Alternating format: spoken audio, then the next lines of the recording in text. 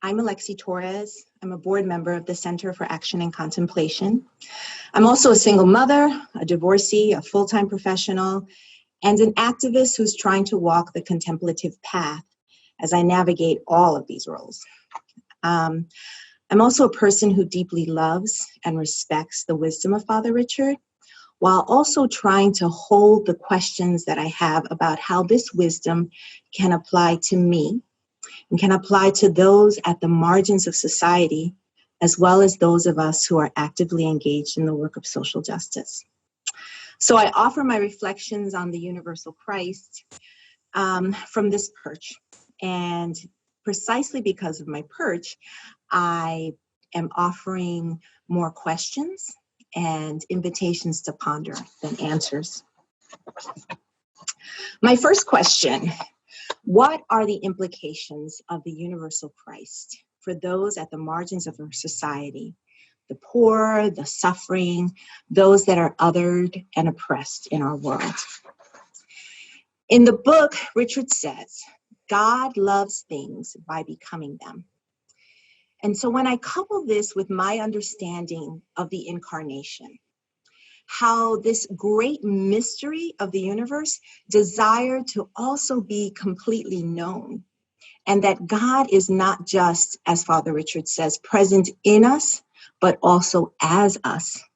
What I see is a radical level of belonging and a recognition of the absolute holiness of the asylum seeker and refugees at our borders, the Black young man in America, the transgendered person longing to be recognized as human, the gay person longing to be welcomed, the incarcerated person, the Muslim person, the Black and brown woman.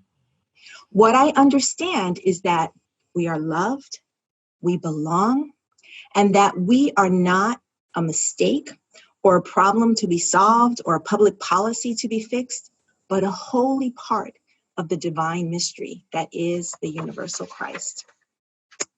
So this way of seeing can change so much, but only if we name it, accept it, and ask ourselves what it means for my life and for my choices and actions. So a question that I have is, if seeing God in the mountains, in a rock, in a blade of grass, as Father Richard invites us to do, can lead us to do everything that we can to save the earth, what will seeing God in those at the margins lead us to? How do we ensure that this message does not encourage self-reflection at the risk of becoming self-indulgent, and introspection that only leads to inaction? I think the invitation of the universal Christ is an invitation to a shift in consciousness, a shift in the way we hold the stories and the narratives that have informed our current level of consciousness. Because I believe that white supremacy, racism, homophobia, xenophobia, Islamophobia are all stories that we have been told and have taken in and believed.